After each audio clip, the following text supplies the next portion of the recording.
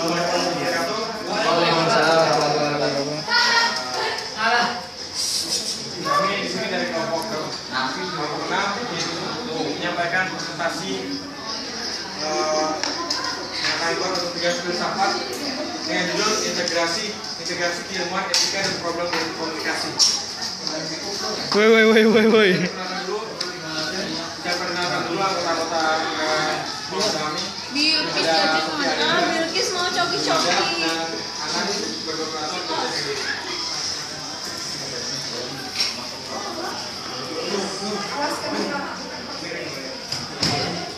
Selanjutnya saya perkenalkan Nang. Ini. Caranya miring.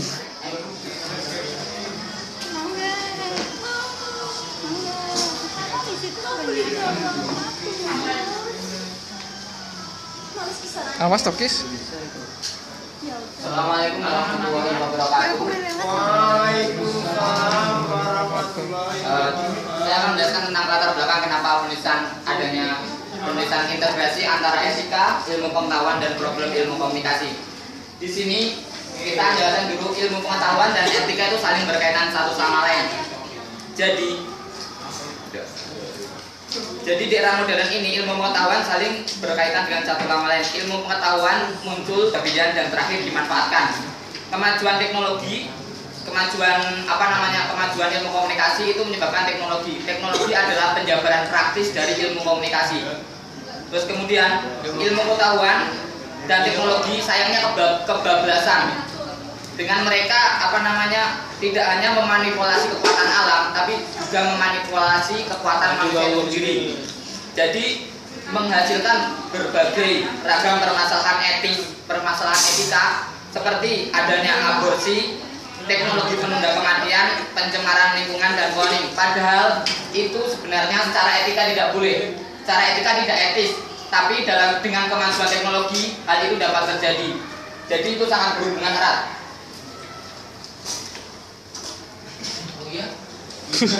Nah, kemudian pembahasan pertama ya, pengaruh ilmu pengetahuan terhadap kehidupan manusia. Sebelum itu kita akan mempelajari bagaimana majunya ilmu pengetahuan dahulu. Pertama dengan revolusi ilmu pengetahuan ya. Revolusi ilmu pengetahuan itu dimulai pada saat penelitian tentang dinamika gerakan benda-benda. Itu pada masa Bernoulli, Euler dan Laplace. Kemudian revolusi kedua ini adalah lebih memusatkan pada sifat-sifat kelistrikan dan kemagnetan, juga mengenai sifat-sifat radiasi. Revolusi ini dipelopori oleh Michael Faraday dan Maxwell.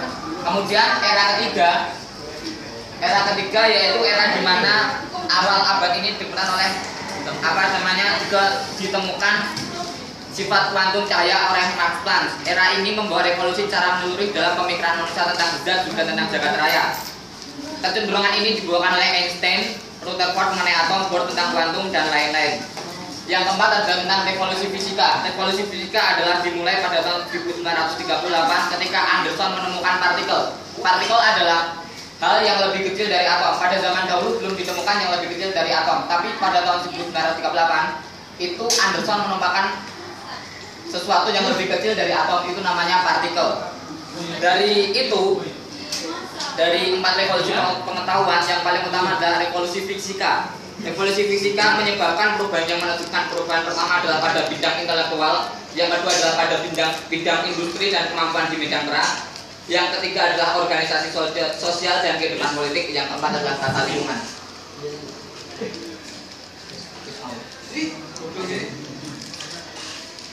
Ini mungkin dijelaskan seperti ada. Terima kasih. Kurang ajar kan ya? Lebih perang dong.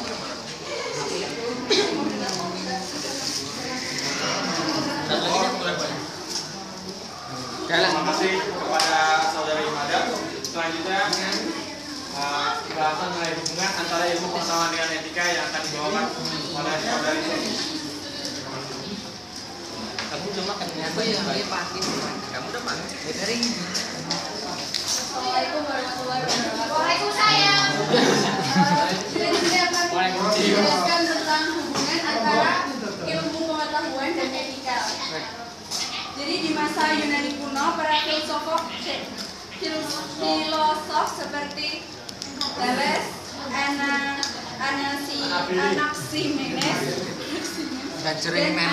Anaximander memusatkan kajian filosofis mereka pada alam. Kemudian mereka mencari dasar dari alam semesta, asal usul atau prinsip dasar. Iki nek ngene iki pas iki. Pengetahuan mereka Ora perlu pada iki. waktu itu masih bersifat Sofi sing tak anu iki. Nek ngene ra ketok kabeh. mencoba menjelaskan alam semesta Ora ketok kabeh. sebagaimana Setengah. adanya tanpa keterlibatan apapun. Ah iyalah. Dan dengan ini muncul perbedaan tegas antara ilmu pengetahuan dan etika. Perbedaan tersebut dilanjutkan oleh Aristoteles.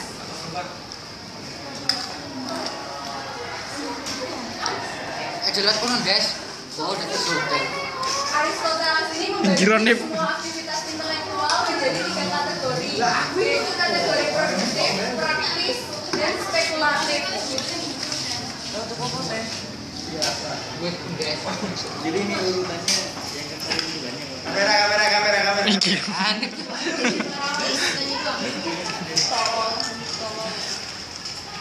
Ya Pak habis. Nip ngawur iki.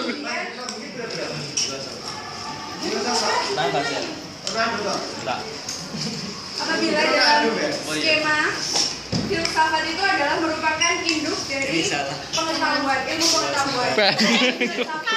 Membawahi pengetahuan tentang alam dan pengetahuan tentang manusia. Sedangkan pengetahuan tentang alam itu sendiri dibagi menjadi pengetahuan fisika dan matematika. Serta pengetahuan tentang manusia itu dibagi menjadi pengetahuan logika dan Ini beneran dikirim loh, gila. Lah emang apa? Cicit dulu lah. Aduh Mas, gimana sih Mas? selanjutnya adalah hubungan antara etika, pengetahuan, dan problem komunikasi. Pengurusan oleh teknologi sering untuk memenangkan kekuasaan politik atau kebudayaan atau ekonomi. Ini terjadi jika yang dikuasai adalah teknologi komunikasi. Siapa yang menguasai teknologi yang berpengaruh, maka dia akan menanamkan pengaruhnya kepada orang lain. Jadi pada intinya di sini adalah hubungan antara ketiganya itu dipengaruhi oleh siapa yang paling menguasai teknologi. Jelasin kabeh. Di sini terdapat 4 era. Yo aku nyambi. Operator karo jelasin. Jelasin sing pengin kuwi bagian apa? Pertama adalah era komunikasi Sing wingi yang kedua era percetakan, ora inget. Beres ngerti materine. era telekomunikasi, dan yang terakhir era komunikasi interaktif. Kita udah kelas lagi. Era komunikasi tulisan itu dimulai tahun 4000 sebelum Masehi. Pada waktu itu bangsa Sumeria menggunakan tablet dari tanah liat. Di sini ditemukan alat dari logam yang menggantikan huruf-huruf dari tanah. Yang kedua adalah era percetakan. Era ini ditemukannya alat percetakan oleh Gutenberg pada tahun 1456. Ketika itu untuk pertama kali mencetak kitab Injil. Kemudian yang ketiga adalah era telekomunikasi. Pada era ini tercatat Samuel Morse yang pada tahun 1844 pertama kalinya mengirim pesan secara telegrafis. Kemudian pada tahun 1920 dimulainya radio siaran, sedangkan televisi didemonstrasikan pada tahun 1933. Yang terakhir era komunikasi interaktif. Komputer yang dinamakan mainframe komputer ditemukan di Universitas Pennsylvania.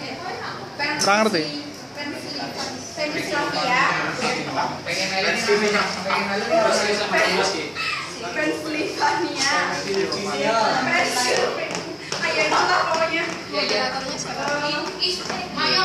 Pada tahun 1971 ditemukan mikroprosesor.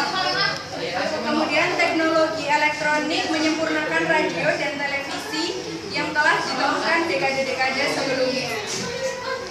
Dengan teknologi di bidang bidang komunikasi massa seperti satelit komunikasi dan antena parabola, maka globalisasi informasi dan komunikasi seperti sekarang semakin kuat dampaknya. Nah, kembali lagi sama pernyataan yang tadi bahwa siapa yang lebih menguasai teknologi, maka orang tersebut akan berpengaruh terhadap kemajuan di negara-negara lain. Sekian.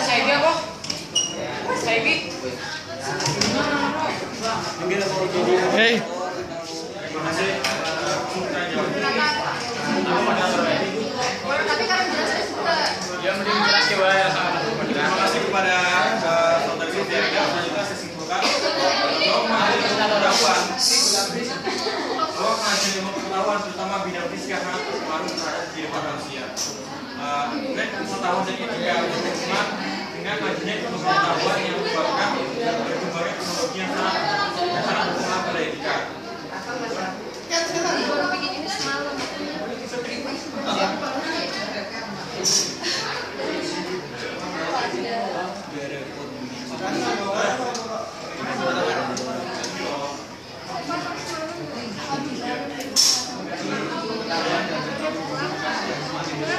Etika dapat menimbulkan persoalan etis yang kemudian bisa diselesaikan dengan cara mengintegrasikan antara ilmu pengetahuan, etika, dan komunikasi.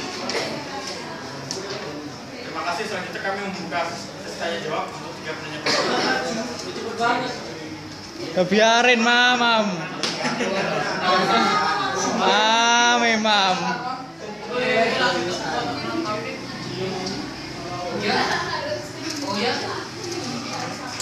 Ya, kami membuka sesi tanya jawab dari 3 penanya pertama.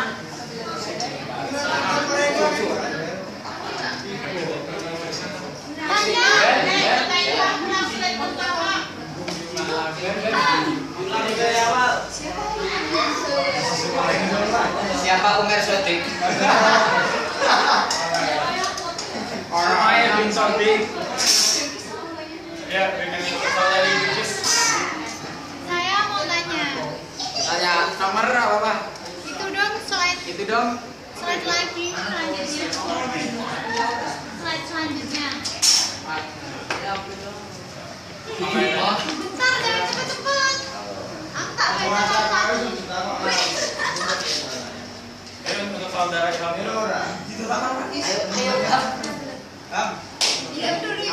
Guys, beres guys. Ayo, Mam. Ya. Selanjutnya. Itu maksudnya apa? Jelaskan kembali maksud itu. Ajar ilmu pengetahuan dan etika. Hubungannya itu udah benar. Oh, jadi diperjelas hubungannya gitu ya? Seperti ini ya. Saya akan menjelaskan hubungan antara ilmu pengetahuan dan etika. Pada zaman dahulu kala, pada zaman Yunani kuno, itu antara ilmu pengetahuan dan etika ini dipisah. Jadi apa namanya? Ilmu pengetahuan itu tentang alam. Maksudnya kita mempelajari alam, mempelajari tentang bagaimana mengurusi alam seperti itu. Tapi kalau etika itu lebih tentang pada diri manusia. Asalnya seperti itu, terjadi dikotomi antara ilmu pengetahuan dan etika. Tapi dalam kemajuannya, dalam kemajuan teknologi, dengan kita dapat menghitung alam, kita dapat menghitung, maksudnya kita dapat memanipulasi alam, kita dapat memanfaatkan alam dengan sepenuhnya, kita dapat menentukan itu. Akhirnya kita juga dapat memanipulasi untuk manusia sendiri. Jadi maksudnya akhirnya kita menemukan bagaimana cara dapat untuk memperlambat kematian, bagaimana aborsi itu kan, iya kan, menunda kematian kan ada. Etikanya gimana? Ya itu kan udah etika. Sebenarnya kan berbeda, tapi karena kemajuan teknologi seperti itu, akhirnya hubungannya menjadi buruk seperti itu. Merusak etika, kemajuan teknologi itu menyebabkan pengerusakan etika. Maksudnya teknologi itu kebablasan dalam mengembangkan. Akhirnya pengembangannya ke manusia sendiri, kenanya ke manusia. Jadi ilmu pengetahuan bukan bukan untuk memahami lagi, tapi lebih untuk menghasilkan sesuatu. Jadi seperti itu. Jadi manusia pun dimanfaatkan akibat kemajuan teknologi. Padahal zaman dahulu itu terpisah antara ilmu pengetahuan dan etika. Ada yang sekarang? Wujud konkretnya yang di kasus di tahun ini gimana? Wujud konkret Ya, maksudnya di tahun ini, maksudnya itu kasus seperti apa yang dapat kita pahami secara jelas? Oh. Kasus yang paling dekat dengan ini mungkin tentang, karena kita membahas tentang problem komunikasi ya, mungkin tentang bagaimana media digunakan saat ini. Media digunakan karena kemajuan teknologi. Akibat itu penguasa media memanfaatkan manusia-manusia di dalamnya. Manusia diarahkan untuk memilih orang lain. Manusia dimanfaatkan untuk dimanfaatkan oleh media lah istilahnya, dipengaruhi oleh media, gampangnya seperti itu. Itu akibat dari kemajuan teknologi menyebabkan etika manusia jadi seperti itu. Gampangnya seperti itu kalau bisa. Itu karena kemajuan teknologi dan komunikasi juga. Problem komunikasinya di situ. Jika komunikasi disalahgunakan, akan menjadi seperti itu.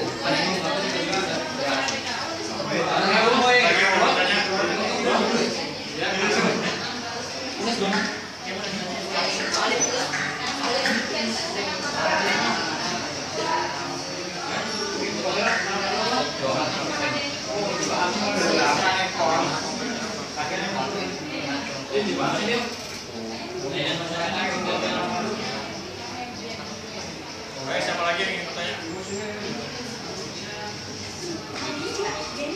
Saudari Bilkis.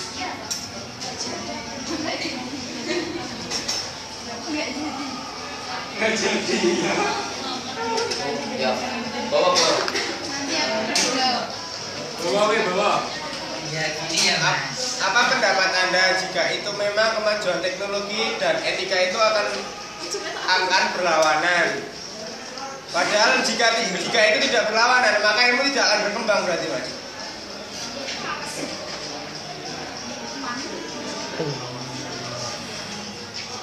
Ya.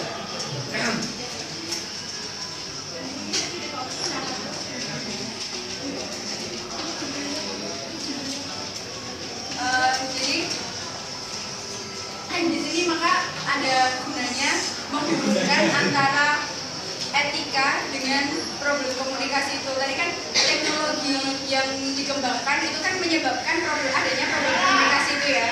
Nah, terus siapa yang mengembangkan, terus siapa yang menguasai teknologi itu, maka dia yang akan berpengaruh terhadap terhadap orang lain. Pil, Jadi rekam. etika di situ Rekam. Nyong.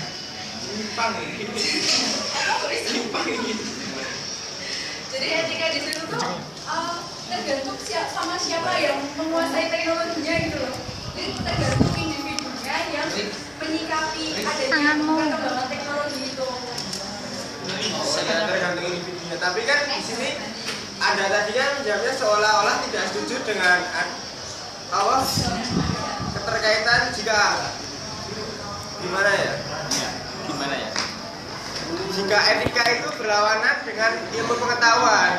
Padahal kalau itu tidak dilanggar, maka ilmu pengetahuan tidak akan maju. Seperti ini ya Mas.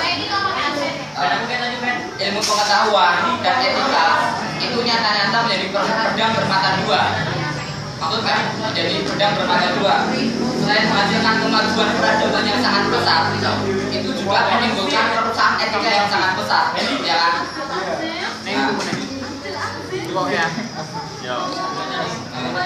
Jadi kita, pendapat saya, jadi keringnya ilmu-ilmu pengetahuan dari nilai-nilai moral itu yang mengundang permasalahan. Moral.